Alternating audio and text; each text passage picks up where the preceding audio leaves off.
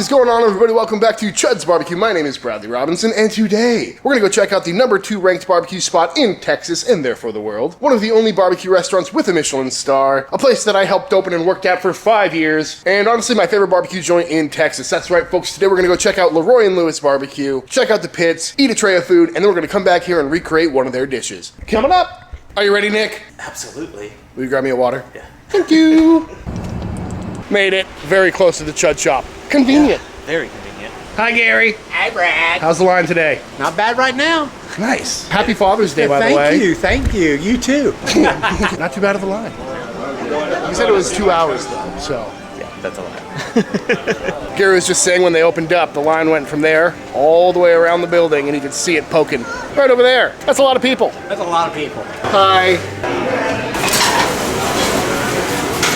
If you've been watching this channel for any amount of time, I'm sure you're familiar with Evan Leroy. Hello. But Evan, for the people that aren't familiar with Leroy and Lewis, will you tell us a little bit about what Leroy and Lewis is all about? My name's Evan Leroy. We're here at my restaurant, Leroy and Lewis, that I run with my business partners, Nathan and Sawyer Lewis, and my wife, Lindsay, and all the wonderful people that we work with.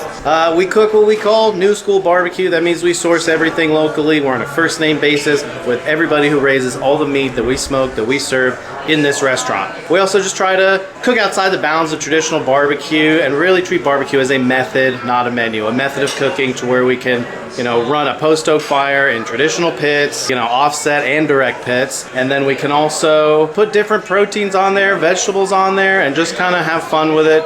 We are taking this idea, this cultural temple of barbecue, and kind of pushing it forward into the next generation with local sourcing, with creativity, with butchery, with all this stuff. We also look back to more traditional things to kind of reinterpret them. One of the signature cuts of this restaurant is the flat iron, which came from the shoulder clod originally. We isolated a single group of muscles there, cook it in a more modern way with a crunchy bark and a heavy seasoning and a nice trim, and it becomes something just completely different. In addition to offset pits, we also do a lot of direct heat cooking here on the Chud boxes.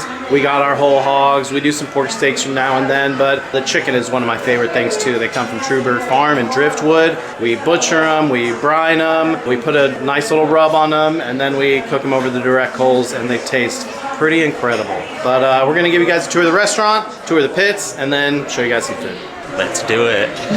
So we've only been in this restaurant about a year and a half. We started as a food truck in 2017. We were trying to open a restaurant right away, but there's all kinds of obstacles on the way to doing that, raising money, finding the right spot, and a little pandemic in the middle there. But then, we finally got everything squared away. We finally got in the restaurant. And one thing we wanted specifically in this restaurant was to be able to serve people who didn't want to wait in line. So as you can see, we have a very long barbecue line today. It is Father's Day. After all the dads are out in full force dadding. There's a lot of people at the end of the line. You get here, right after we open or right when we open, and there's like a 2-hour line or something like that. And they don't want to wait all day. So we have a full menu of anytime eats. Look at this stuff over here, cornbread. We got some desserts and stuff too. We push out as much food just in this kitchen as like a regular restaurant. So it's like we're running a restaurant up here, a barbecue restaurant, and then we're running another restaurant back here. And then Thursday through Sunday, we also run a whole different restaurant, like a steakhouse. It's got a lot of different stuff going on here. Obviously the barbecue is a lot of fun and really good, but we like to fill out the rest of the experience with everything else that we are capable of doing now that we are in a full restaurant, have all this space, this cooking space. So we're going to show you obviously some of the barbecue, but we're also going to show you some of the anytime eats that you can order when you're here and you don't have to wait in line. That's one of the more interesting things about this place and a lot of barbecue restaurants in general is you're kind of starting to see the differentiation of barbecue joint becoming barbecue restaurant. Yes, which is, I think, the natural progression for a barbecue joint, but it makes a lot of sense, instead of the sellout model. Yeah. Having a little something for everybody where you can come here multiple times a week and not just get the same brisket, ribs, and sausage all the time. Exactly. And I mean, if you're more of like a classic small barbecue joint, small team, small staff, you're not really able to, produce as much as we are here with a huge team. And so it's fun. How long are you dry aging these steaks? They all age at least 28 days here. And then the ones that are still in the cryo come from Dean and Peeler. And they age them for us there. But the ones that are out like this aging come from Laureen Farms, and we butcher those in-house. If y'all want to see a documentation of a Leroy and Lewis steak knife, let us know in the comment section down below, because I'll take one for the team if I got it. That's the original awning from the food truck. This is a lot nicer than the food truck. I like the AC. Same. One of the more unfortunate parts about this restaurant is that there's not an actual smokehouse, but much like the trailer days, we got some trailer rigs. This is the same rig that I built with my own 2 hands, the whole thing, on a hot day in August while cooking, but that's a story for another time. But yeah, this is one from the food truck, and then there's 2 more trailers. We got the Chud box trailer right there, all the wood right here, and there's a 1,000-gallon pit in there. I think it's time for a pit tour. Evan, it's hot out here. Yeah, it is really. Would you like an ice cold, refreshing Texas spring water? I think I would. Do you have any? Oh, wow. Proudly Texan, just like me. We also just had to return your, this guy. Yeah, that was a celebratory bottle.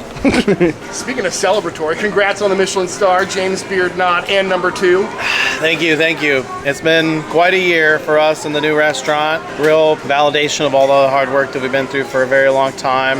Validation for the team. Feels great. Have you noticed an uptick in sales and business? Yeah, big time. Really? Big time. Yeah, a lot. It's been hard to keep up with at times, but thankful for everybody who comes out here. We're just trying to feed as many people as we can every day. You got these pits running like 24/7 at this point? Not exactly. So, I mean, it's pretty much the same as when you were here. I've never really liked staffing an overnight cook just because I wouldn't want to put anybody in a position that I couldn't, step into and do. So I would never work overnight, so I'm not going to cook overnight. We get here early in the morning, about 4, we light the pits, we put everything on, stuff starts coming off in the early afternoon. If it's winter time, it'll drag a little bit, maybe 9, 10 p.m. sometimes. If it's summertime, everything is off by like 7 or 8. And so we shut everything down, clean everything, and then the next morning we'll do it all again.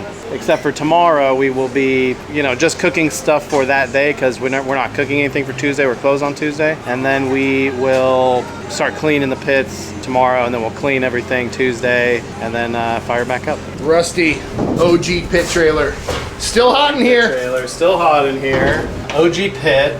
Built in the driveway. Brad made a lot of improvements to it, and it still works really well. This is still my favorite pit to cook on. Smoking off some bacon ribs right now. These get the first smoke a little earlier in the week, and then they'll get cooled down, cut individually, and then re-smoked again on Friday for Saturday service.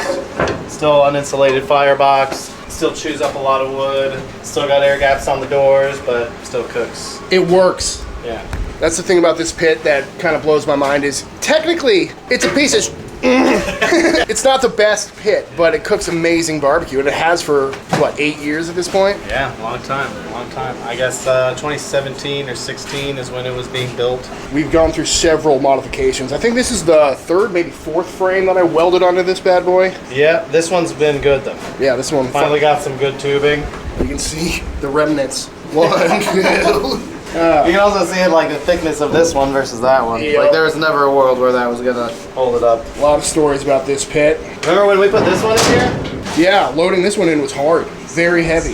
1, 2, 3.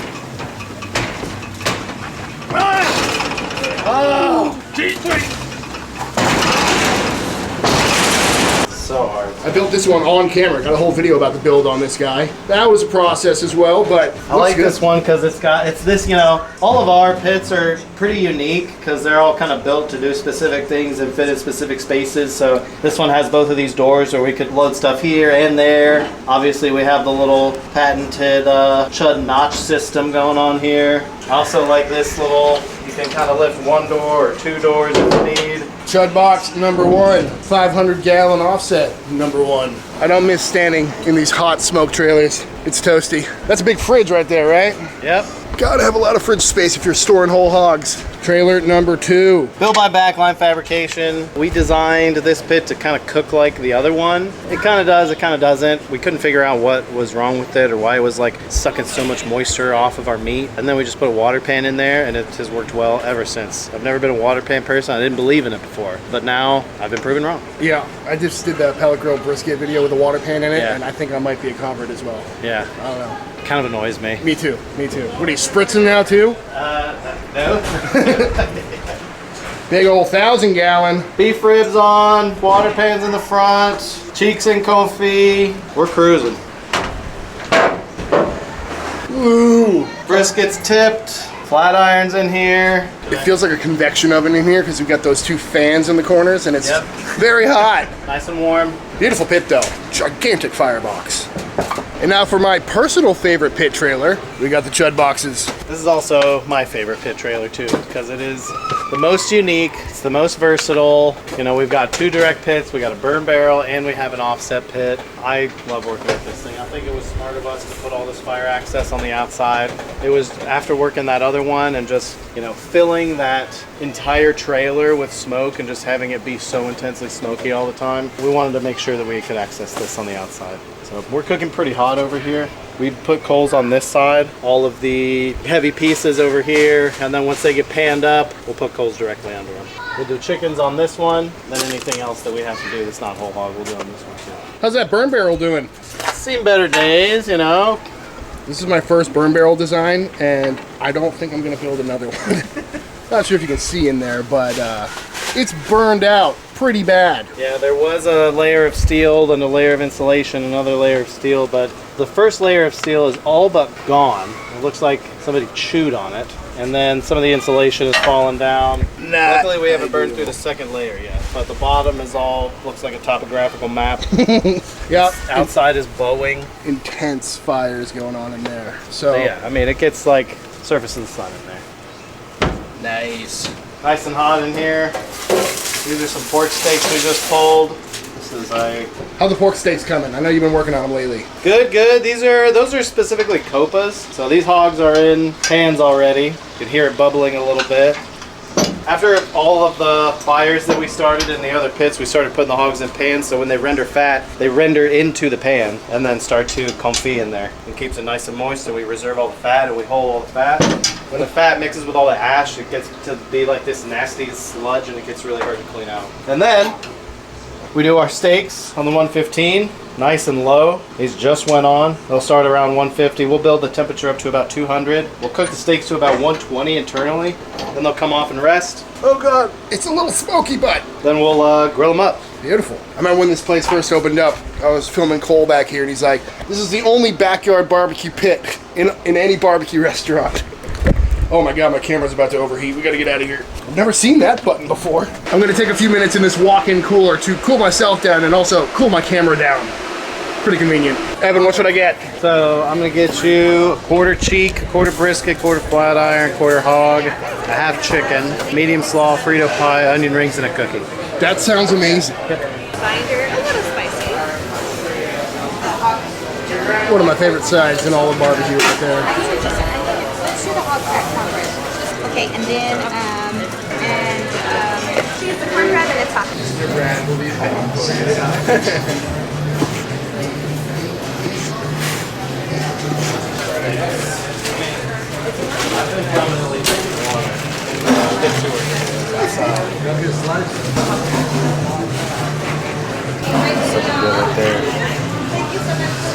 Ooh, that looks so good. Sir. You can tell it's good because of the smoke ring. Mm-hmm. Good Lord, that looks amazing. Look at that crunchy bark too. That's a beautiful looking chicken right there.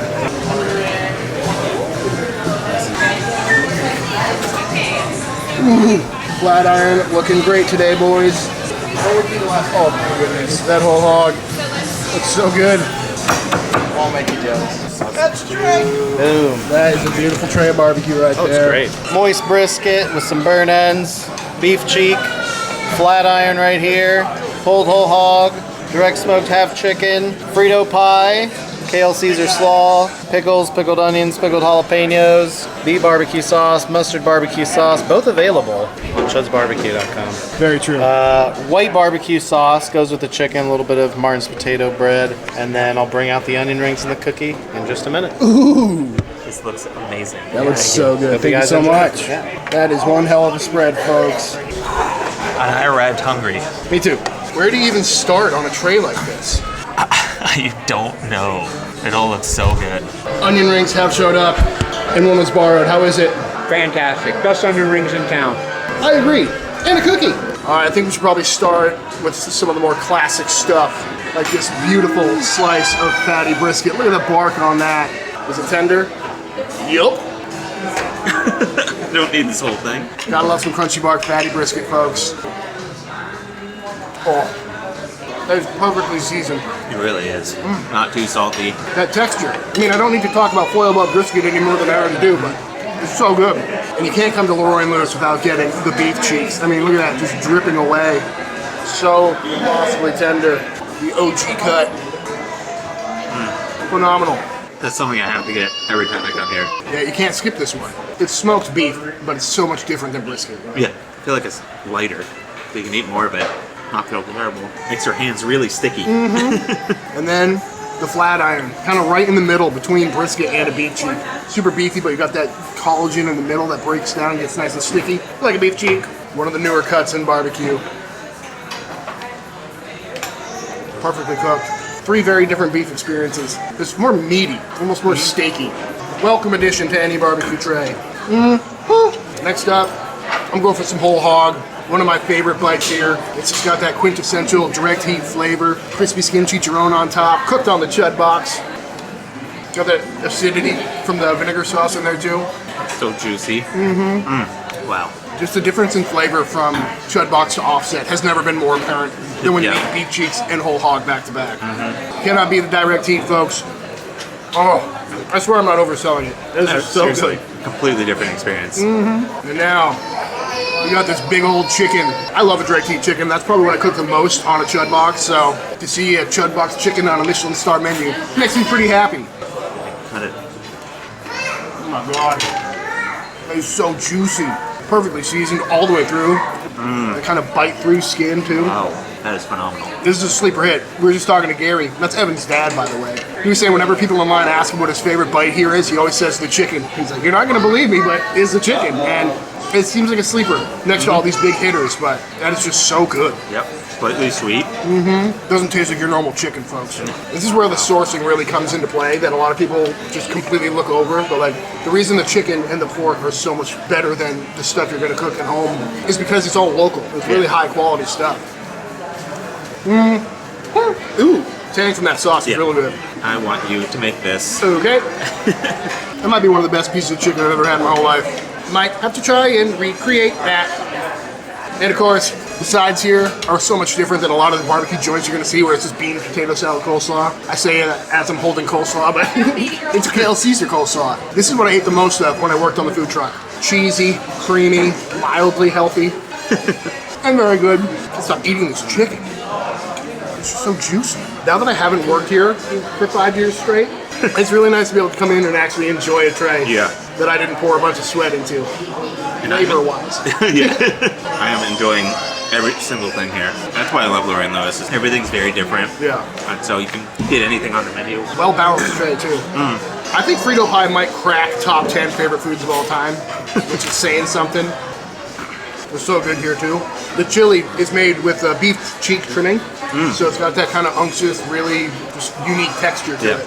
As opposed to a lot of ground beef chilies. There's a lot of depth in this flavor. Also, onion rings, mandatory if you come to Leroy and Lewis. I don't think I've had a better onion ring. Bite through that onion. I hate when the onion like pulls all the way out, you know? Not these. It's the only reason why I don't order them usually. All right, Nick, what's your best bite on the whole tray, would you say? I think Gary's right. I think it's the chicken. Yeah? Honestly. You go with the chicken. Yeah, it's so good. I think a close second is that pork because it's so light and fluffy. It's wild. People are going to think that you're just saying that because those are the two things cooked on a Chud box. I just, smoke is, it's not something that I want to eat a lot of. Yeah, But moderation. these are just like, they're lighter. You can eat a bunch of it and not feel terrible. Yeah. I mean, everyone's always raving about beef cheeks and flat iron and brisket for good reason. They're definitely, you know, world class. But that whole hog, that chicken, sides, everything. Fantastic plate. Look at that thing. That was fantastic. What kind of cookies is this? Couldn't tell you. Chocolate chips? I had them Sounds a couple weeks ago. They're very good. I think they might be brown butter with cinnamon or something. We'll have to ask him. like so good. Of course it's that good. I would expect no less. Wow. Now they've got actual pastry chefs as opposed to me. Yeah, that is a phenomenal cookie. The salt on top makes it. Should we so just definite. recreate the cookie? Damn, that was fantastic. And the best part about this place is other than just the amazing food, they've also got amazing rubs. Yeah. Definitely gotta pick these sauces up if you haven't had them before. ChudsBBQ.com. Evan, that was an absolutely fantastic tray. Thank you so much. Glad you liked it. Honestly, everything was cooked to perfection. Seasoning was there. Plate was beautiful. Nice variety. Everything I've come to expect from you. Thank you, thank you. But you do need to tell me a little bit about that cookie. Yes, the cookie, brown butter, mesquite flour, really good chocolate, and then some flaky sea salt. Mesquite flour is like really nice and nutty. You know, it's local. It comes from Barton Springs Mill. Fantastic stuff. Should have guessed there's local flour involved. Mesquite bean pods. So it's like, you know, the mesquite that you would smoke with, but the tree puts out its little pods. They're ground into a flour, and it's really like nutty and really delicious. Very good. And then that chicken. I think we might have to try and recreate that chicken. Can you tell me a little bit about the process? Yes, so we take the chickens and take the backbone out and then cut them in half, and then they get brined. Keep them in the brine for 24 to 48 hours. We season them just with Dalmatian rub right before they go in the pit. They're cooked direct. So we do bone side down for about 45 minutes till the skin kind of like dries out and has like a tackiness to it. And then we brush it with our glaze, which is made of chicken stock reduced to like a demi mixed with our mustard barbecue sauce. And then we brush that onto the chicken, flip it over, finish cooking it, get a little color on the skin, make sure it's nice and dark. And then we brush it again and wrap it up in foil. So that's it. Not really going for a crispy skin, really going for more of like a rotisserie chicken style, like really tender skin that you can bite through. Skin. Yeah. Awesome, awesome. Well, again, thank you so much, sir. Thank you. And you'll have to come try out our version of your chicken in a couple days. Yep, I'm gonna have to do that. I'm looking forward to it. Coming up.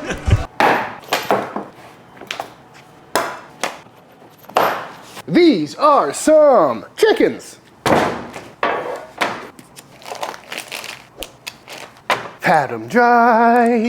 And what I got here is a couple of whole chickens weighing in around 4.5, 5 pounds. Got these at my local grocery store. And if I was trying to accurately recreate this dish, I would have got a locally sourced chicken, a nice, fresh, high quality bird, which is something that a lot of people aren't talking about when discussing Leroy and Lewis, is how much effort they put into their sourcing, which is not only great for ethical reasons, but also it means all their meat is fresh and super high quality. But I know the average home cook probably doesn't have a relationship with a rancher, so that's why I picked these out. These are the nicest birds they had at the store. They are organic, they're air chilled, and just judging by the amount of purge that didn't come out of these things, I know that they're the best option at the store. But first things first, we gotta get these things broken down, so we gotta see if there's anything hiding in the cavities, which there are, the hearts and gizzards and whatnot. Save those for later. And then we gotta spatchcock these birds. So with a nice sharp pair of poultry shears, we're gonna go on either side of the tail, all the way down. Not much to it. And just like that, spine comes out. Save that for making stock. And then we gotta break this thing in half. So right in the middle from the back side, we're just gonna go down and across. And just like that, we've got ourselves some beautiful half chickens. Looking very nice. Let's do it again. Snip, snip.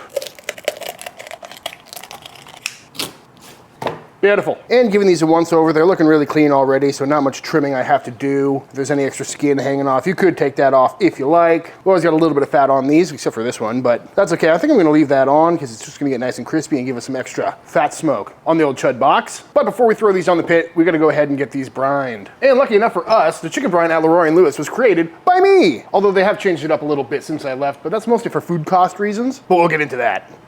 And it all starts by eyeballing the amount of water you think you're gonna need to submerge these chickens. You can also do the water displacement test before you open those up out of the package, if you like. Or you can test it just by dropping your chicken in there. A little over 11 pounds of water, 5,000 grams. And this is a brine, so into the water we're gonna go in with a whole bunch of salt. And the reason we weighed the water is because this is a 5% salinity brine. So 5% of 5,000 grams of water is 250 grams of salt, which works out really well for a lot of brines. And you could do the whole boil a little bit in hot water to make it dissolve quicker, but you know, if you just whisk this up for a couple of minutes, it'll all dissolve just fine. Kinda wish I didn't drop the chickens in there, because otherwise this would be running clear. But I know it's fully dissolved. And when I was working on this brine at the restaurant, I wanted it to be salty enough, have a lot of flavor to it, but I also wanted it to have the same tenderizing effect that buttermilk has. But we couldn't bring buttermilk in because it was too expensive just to be putting in a brine. So I looked into it, and the reason a lot of people use buttermilk to brine chicken is because it's got some acidity to it, and that acidity helps break down the meat, making it nice and tender and nice and juicy. So then I looked up, what is the acidity of buttermilk, and it's 5% acidic. So to mimic that, we're gonna add 5% acid to this as well. And you can use whatever you like, lemon juice, apple cider vinegar, white vinegar works great. But what I like to do is add some vinegar-based hot sauce, because that's gonna add some really good flavor, some good color, and give us the acidity that we're after. And we did this for a while at the restaurant. Nowadays, I think they use a mix of their jalapeno pickle brine and their dill pickle brine, again, because they have it on hand, so you might as well use it up. But I don't have a bunch of pickle juice and pickled jalapeno juice around, so we're sticking with hot sauce today. But of course, you can use whatever you like to add some acidity to your brine. And once you have the salinity and the acidity dialed in, anything else you add is just gonna be personal taste. But for me, I'm gonna add a little bit more kick with some cayenne, not too much. And because we didn't use pickled jalapeno brine and their birds come out of the brine looking a little bit yellow, we're gonna add some turmeric because that's what makes the pickled jalapenos yellow. And then one of my favorite things to add to any sort of chicken dish is some white pepper. And if you're a big fan of KFC, or any fried chicken for that matter, they're often using a lot of white pepper. And I think it pairs very nicely. Go ahead and give that a quick little whisk. And then some aromatics. I'm gonna go in with some smashed up cloves of garlic. Also gonna go in with some fresh thyme and some fresh dill. We had this in the fridge, and this is also gonna help mimic the dill pickle brine that they use. And because I'm feeling a little frisky, we'll throw in some bay leaves as well. And give this one final mix. And just like that, our brine is complete. Everything is fully dissolved, and honestly, it smells quite nice. So now in we go with our chickens. Beautiful, more than enough brine. And at this point, lid goes on and into the fridge this goes. I'd say 4 hours minimum on chicken. 12 to 24 is great. Up to 48 is what they do at the restaurant. They say anywhere from 24 to 48 hours, which is a really long time, especially with all that acid in there. You don't want to sous vide the chicken for too long. But for us, I think we'll probably go about 24 hours. So into the fridge this goes. And while we wait for that chicken to brine, let's go ahead and get a couple sauces knocked out. Starting with our chicken demi-glace. And if you've been watching this channel for any amount of time, I'm sure you've seen me make stock plenty of times. You can check out any of my Thanksgiving videos because I always make a smoky stock for the gravy. But essentially, I got some chicken bones, both from the freezer and from the grocery store. So we're talking wing tips, chicken carcasses, like the spines we cut out of the chickens earlier. If you really want to get a super gelatinous stock, chicken feet are a great option. And then you take those bones and you throw it on the Chud box for like an hour or so just to get some smoky flavor and add some color. And then put them into a pot, fill it up with water, and let that simmer for 8 to 12 hours. Strain the stock, take the fat off the top, and what you're left with is some beautiful homemade smoky gelatinous chicken stock. Super thick, very rich, a lot of flavor, and really hard to replicate with anything you get from the store. But to turn this stock into demi-glace, all we need to do is reduce it down by a lot. So into a pot we go. I'm gonna go in with 2 quarts of this beautiful chicken stock, and we're probably gonna reduce this down to about 1 cup. And we're basically gonna concentrate the flavors. It's gonna darken up and color a bit and start smelling really good. But we're gonna let this cook down for probably 45 minutes or so. And after a nice long reduction, this is looking really dark, nice and sticky. So out we come. Beautiful, nice and thick, smells incredibly good, but look how dark that is, that's wild. But to turn this demi into the chicken glaze, we're gonna mix this with some Leroy and Lewis mustard sauce, on sale now at chudsbbq.com. And ratios are completely up to you. I'm gonna do 3 parts mustard sauce to 1 part demi-glace. And we're just gonna kind of eyeball it here. And this demi-glace is nice and hot, which will warm this all up. And give that a nice little stir. Give that a little tasty poo. Very acidic, yet very rich. Gotta love that. And one other quick sauce we're gonna make is an Alabama white sauce to serve it with, just like they do at the restaurant. Start, I'm going into a bowl with some mayonnaise, followed by some apple cider vinegar, as well as some apple juice, some prepared horseradish, some lemon juice. Right in the eye. That only happens on camera, I swear. And for spices, we're gonna go into some dry mustard, kosher salt, some cayenne, and some freshly cracked black pepper. And then just get that all mixed up. And I've tried several versions of Alabama white sauce over the years. This one is from Serious Eats, and it's a little bit on the thin side, which would be good for dipping. But if you want a thicker one, you can check out my video from a few weeks back where I did Alabama white chicken on the pellet grill. But for now, we're just gonna pop this in the fridge to let it firm up and let those flavors develop. And after 24 hours in the brine, let's check in on these chickens. Ooh, looking good, smelling good. It's definitely changed color a little bit. Not sure if you can tell that on camera though. But out of the brine, these come. Trying to pick off any herbs or bay leaves or anything that's sticking to them. Looking very nice, and now we're gonna go ahead and give these a thorough pat dry. Because whenever you're cooking anything, moisture is the enemy of a good crust and good color. And these have been sitting in a brine for 24 hours. So we really wanna make sure the skin is as dry as possible. So what I'm really saying is, pat it dry. And I was just thinking about tucking these wingtips back, but then I remembered seeing theirs on the plate, and they removed the wingtips entirely, so not too late. Snip those all off too. But I'm gonna flip these all over because at this stage they will hit it with their Dalmatian rub, which is just salt and pepper. But for us, we're gonna go on with some good old-fashioned Chuds BBQ SPG. And I am a little concerned about adding more salt at this stage because these have been thoroughly brined in a pretty salty brine. But this SPG is mostly black pepper, so we're not adding all that much more salt. We're just doing a light dusting, just so you can see some nice black pepper and seasonings on the outside. And that garlic powder will also help the color of that skin while it crisps up. But if you are concerned about it, you could just hit it with some black pepper at this point. Under the wings, just adding some extra flavor and helping that presentation out a little bit. Beautiful looking wet brine birds. Pretty excited. I haven't done a wet brine in a while. I've been on team dry brine for the last couple of years. And at the restaurant, when these chickens come out of the brine, they'll put them in the fridge uncovered, either overnight or at least for a few hours to let that skin dry out even more. And if you don't mind spending 3 days making chicken, that's a great option. But if you want to cheat the system a little bit, bust out a little fan. So we're gonna let this fan run over these chickens for probably the next 30 minutes or so. We don't want these to get too warm and risk food safety issues, but having some airflow on top is really gonna help the crispification process and the drying out of this skin, and gives us plenty of time to fire up the pit.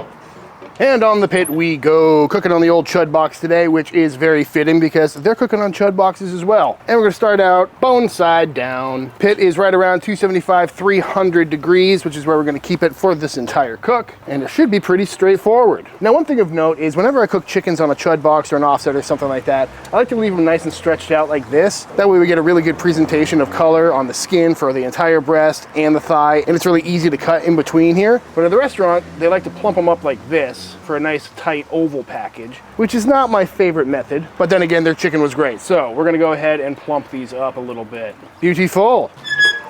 And the game plan for this cook is very simple. We're gonna start out bone side down around that 250, 300 degree range until we get some color on the bottom and the skin sets and the bark is set and everything tightens up a little bit, which will probably take about 45 minutes, maybe an hour, but we'll check back in a little bit. We are 1 hour into this cook and let's check in on these chickens. Feeling nice and firm. That skin is definitely tightened up. Pepper is staying on. Nice color on the bottom. So now we're ready to flip. But before we do that, we're gonna bust out our glaze that we made. So just get a brush going and just get these things coated all over, which is interesting. I would have assumed you'd get a little color on the skin and then glaze them at the end, but this is how they say they do it. Paint's on very nice. Perfect viscosity. And once nicely glazed all over, we'll go ahead and flip the skin side down, let that glaze kind of cook on a little bit and get some color on the skin. Ow, beautiful. And while I'm back here, I'm gonna paint some glaze on the underside as well. Now we'll go ahead and shut this down and keep on cooking.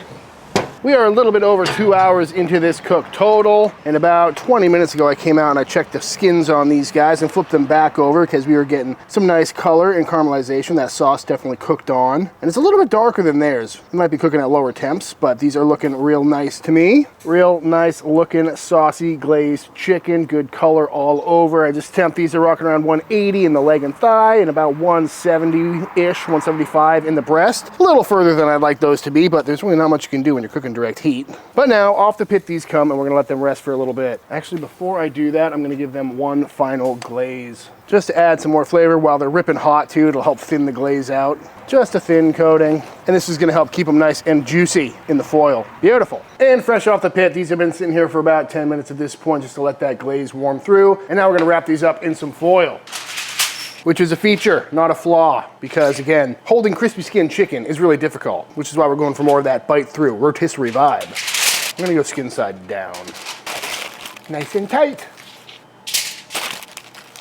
And at this point, these are gonna take a while to kind of carry over and cool down, steaming in that foil, making them nice and juicy and nice and tender. But once they come down to about 150 degrees internal, this is where you could pop them in a food warmer, much like they do at the restaurant. So this is a really great dish if you're trying to plan ahead. And after a nice long rest down, these have carried over, and I did actually pop these in the food warmer for a little bit just because I was waiting for some guests to arrive. But we got some beautiful, juicy looking chicken, and now we need to slice these up. Starting by removing the thigh and the drum. Take off the drum.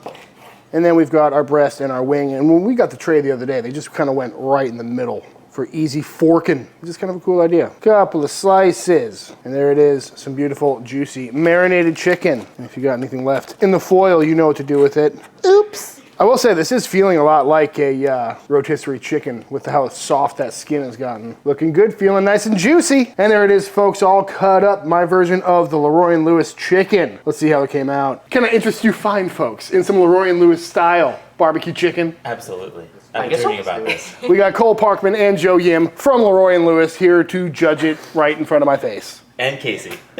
I also work at Leroy. She does, but she doesn't cook chicken though, so it doesn't matter. Grab your favorite piece, folks. Looking juicy. Do it, Joe. Go for the thigh. Joe, so you were saying that the chicken's your favorite thing on the menu? Oh yeah, of course. Ooh, that is nice and tender. We've also got a white sauce over here as well.